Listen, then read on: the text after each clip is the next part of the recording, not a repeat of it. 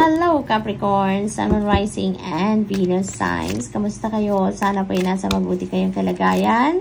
Welcome back po sa Star Tarot. Kung bago kayo dito, welcome din kayo. Thank you sa inyong support.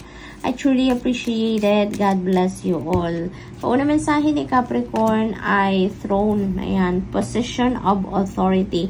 Maaaring kayo ito, maaaring nasa position of authority na kayo. Maaari din naman Capricorn na mailalagay pa lang kayo dito. Ilalagay pa lang kayo dito. So, maaaring ma-promote kayo or ma-appoint kayo sa position of authority, no? Maaari din naman Capricorn, no, na maybe you are dealing with a person, no, na nasa a position of authority around this time. So, maaari may mga consultation kayong ginagawa, mga ganon. So, we have dog barking. Ayan, advice from a friend. So, merong importanteng advice, no, na maririnig kayo from your friend around this time, Capricorn. Maaring meron kayong inihihingi ng opinion, advice sa inyong kaibigan. Kaya yun, marireceive ninyo yan around this time. Flowers, happiness, napakaganda, no? Magiging maganda lang ang ganap dito sa buhay ninyo, kaya magiging masaya kayo. Maybe you will be stress-free na talaga, wala nang problema, masusolusyonan na kung ano yung mga challenges ninyo sa buhay siguro, mga obstacles, matatanggal ng mga yan, kaya magiging masaya na lang kayo, no? Na may naririnig akong personal happiness, personal healing, no? Kaya siguro, yun ang mga ganap sa buhay ninyo ngayon. Kaya magiging talagang genuinely happy kayo ngayon. Kasi matatanggal na siguro kung ano man yung mga problema ninyo, kung ano man yung mga sama ng loob ninyo, maaaring ma-lift na ang mga yan, matanggal na ang mga yan, ano? Kaya talagang mababalot kayo ng saya na, no? Magiging pure happiness na talagang mararamdaman ninyo instead of mga problema or mga resentments, no? We have scissors, disappointment in some affair. Ayan. So, maaring related ito dito, no? Sa position of authority. Maaring ma-disappoint kayo sa taong ito kung ano man ang sasabihin yan sa'yo or kung ano man yung mapapag-usapan ninyo. So, maaring magiging disappointed kayo dyan. Maaring hindi yun ang ine-expect ninyong maging usapan ninyo, no? So, what else? We have dark man. This could be this person of authority. Maaring si dark man yan. Maari din naman na yung friend ninyo na ito is si dark man, no? That is also possible. So, you are going to be dealing with this dark man around this time, or maybe you have a relationship with this dark man. So, maaring person ninyo to si dark man. Maari din naman na kaibigan ninyo to. Maari din naman na asawa ninyo, pamangkin ninyo, no? Maaring boss ninyo ito. Depende sa inyong sitwasyon. But definitely, you're going to be dealing with this dark man around this time. This person is going to play a significant role sa buhay ninyo around this time. So, maaaring dito kayo sa kanya din madi-disappoint, no? Maaaring ganon. So, this is possible, no? Yung scenario na to. Depende sa inyong sitwasyon. So, what else for Capricorn? Uy! Kinuha ko siya, tapos may nagpaiwan. So, kunin din natin yan. So, we have box. Ayan. So, you will receive a gift. Ayan. You will receive a gift. Maaring birthday gift ito kasi birthday season yun na, no? Capricorn, happy birthday sa lahat ng magse-celebrate ng inyong birthday sa ngayon. At ito yon, no? You will receive a gift. This could be tangible. This could be non-tangible. Hindi natin alam kasi nakasara pa yung box. So, we don't know kung ano yung parating na regalo sa inyo sa ngayon. Ano? Anong matatanggap ninyo to? Ninyong regalo. We have the energy of the king. Pay attention to your health. Ayan, Capricorn. Alam mo, you are such a hard worker. You are very busy all the time. You are always preoccupied. Ang dami ninyong ginagawa. Ang dami ninyong inaasikaso. But, siguro, hindi ninyo nabibigyan ng oras, ng panahon, ng atensyon ang inyong well-being, ang inyong health, no? Kaya, this is a reminder for you to pay attention to your health, Capricorn. Lalong-lalo na, this is your birthday season. So, mas mabibisi siguro kayo sa ngayon. Marami kayong gagawin, mas marami kayong aasikasuhin. It's Christmas season pa. So, holidays are coming up. Kaya, mas maraming pagtutuunan kayo ng pansin ngayon. Kaya, ngayon pa lang, habang malayo-layo pa, no? Meron pang more than a week siguro, or yeah, more than a week bago magpasko, no? So, maraming kaganapan, diba, pag Pasko. Kaya, asikasuhin nyo na muna ngayon ang inyong sarili, no? Give it to yourself. Maggawa kayo ng mga care, no? Mag-self-care kayo nang sa gayon handa kayo sa mga kaganapan ngayong Pasko. Mas marami nga asikasuhin, mga party, mga ganon. Sa bahay, opisina, kaya asikasuhin ninyo ang inyong sarili, okay? So, kuha tayo ng isa pa. We have hand in need of help, assistance, and guidance. Ayan. So, most likely, no, may concern kayo dito, Capricorn, na kailangan ninyo ng guidance. Kailangan ninyo ng support, no? Emotional support siguro. Kaya, yung advice na to ng kaibigan ninyo, siguro yan ang makakatulong sa inyo, no? And in need of help and guidance. Ayan. So, and assistance din. So, maybe, ito na ang kailangan ninyo ngayon dahil nga siguro maaring may nararamdaman na din talaga kayo sa inyong katawan, maaring may pananakit ng ulo, ng kung anong parte ng katawan ninyo na sumasakit na dahil nga sa sobrang daming ginagawa ninyo, sa dami ninyong trabaho, dami ninyong inaasikaso at hindi nyo na naaalaga ng inyong sarili. Kaya maaring kailangan na talaga ninyong humingi ng tulong dito, mag-delegate na kayo ng ibang gagawin na instead na kayo pa, ipagkatiwala nyo na yan sa iba, no? At humingi na kayo ng assistance, no? Nang sa gayon, mabigyan nyo naman ng oras ang sarili ninyo. Alagaan ninyo ang inyong sarili, okay? So, Capricorn, that's all I have for you for today. I hope nakatulong ang mga mensaheng ito in some way. Thank you for watching. Love and light. Namaste. Hello Virgo, Sun, Moon, Rising, and Venus signs. Kamusta kayo? Sana po ay nasa mabuti kayong kalagayan. Welcome back po sa Star Tarot. Kung bago kayo rito, welcome din kayo. Thank you sa inyong support. I truly appreciate it. God bless you all. Tignan natin ang mga messages ninyo today. Ayan. Hala. Alright, so yung nag-flip out kanina, unahin natin si Pin. Ayan, new job, new career. Wow, napakaganda nito, Virgo. As you welcome the 2024, ano, mayroon din kayong bagong sisimulang trabaho or karera dito. No, so congratulations. Congrats.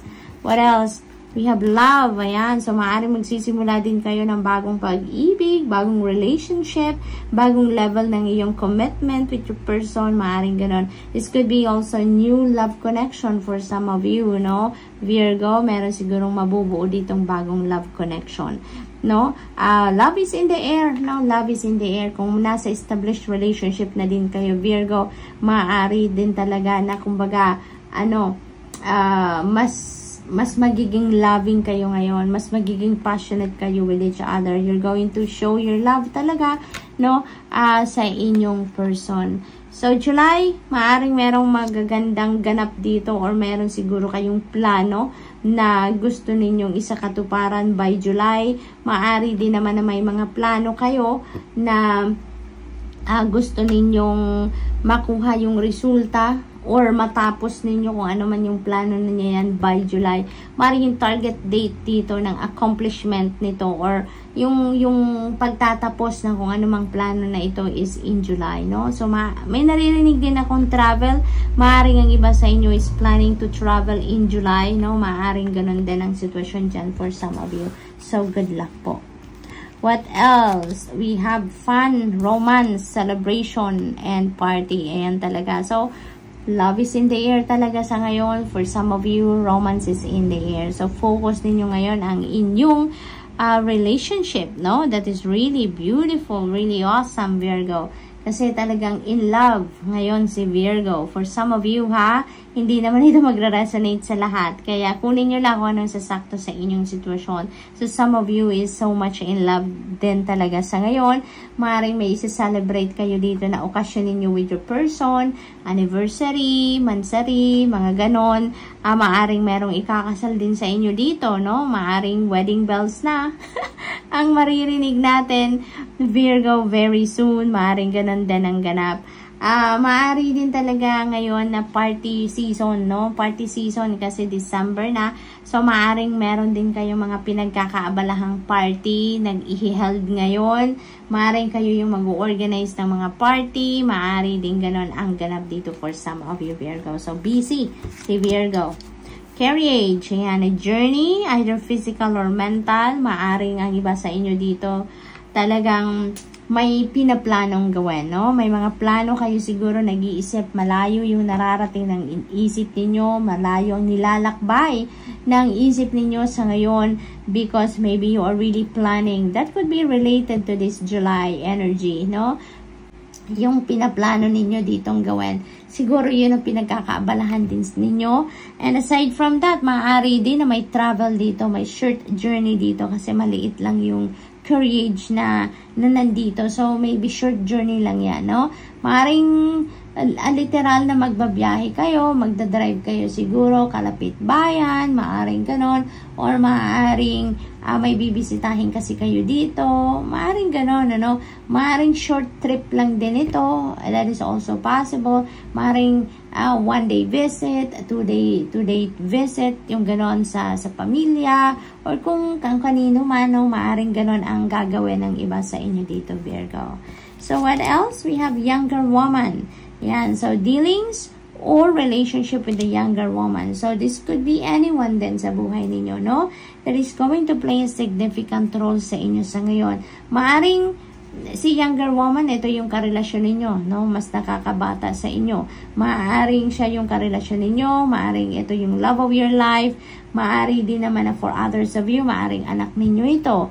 Maaring nililigawan ninyo to. Maaring girlfriend ninyo to, no? Maaring pamangkin ninyo to. Kaopisina, katrabaho. This could be anyone sa buhay ninyo that is going to play a significant role sa buhay ninyo sa ngayon. That's why you're going to be dealing with this person. So, good luck, Virgo, and that's all I have for you for today. I hope nakatulong ang mga mensaheng ito in some way. Thank you for watching. Love and light. Namaste. Hello, Taurus, Sun, Moon, Rising, and Venus signs. Kamusta kayo? Sana po ay nasa mabuti kayong kalagayan. Welcome back po sa Star Tarot. Kung bago kayo rito, welcome din kayo. Thank you sa inyong support. I truly appreciate it. God bless you all. Tignan natin ang mga messages ninyo for today. Una mensahe nag-flip out sa inyo is love. Ayan. So, love is in the air. Siguro for you, Taurus, no, maaring mas paiigtingin ninyo ngayon yung pagmamahal ninyo sa inyong person. Maaring this is related to your romantic relationship. If this applies to you, maaari din naman na mayroong bagong love connection dito na mabubuo between you and another person. Maaari din naman na this is self-love, Taurus, no? Maaring mas focus kayo ngayon sa inyong sarili. Mas mamahalin ninyo ngayon ang inyong sarili. Maaring ganun ang ganap for others of you. This could also love for your parents, for your family. Yan ang napipick up ko din for some of you. So, maaring ngayon talagang ipapakita ninyo, you're going to manifest your love, no, and concern for your loved ones, Taurus. Maaring ganyan ang sitwasyon. We have tulip, great passion. So, most likely, ang iba din sa inyo, talagang yung love na to and passion na to is linked sa inyong romantic relationships, no? Mas magpapakita kayo ngayon ng pagmamahal talaga, paglalambing, no? Sa inyong person, sa inyong karelasyon.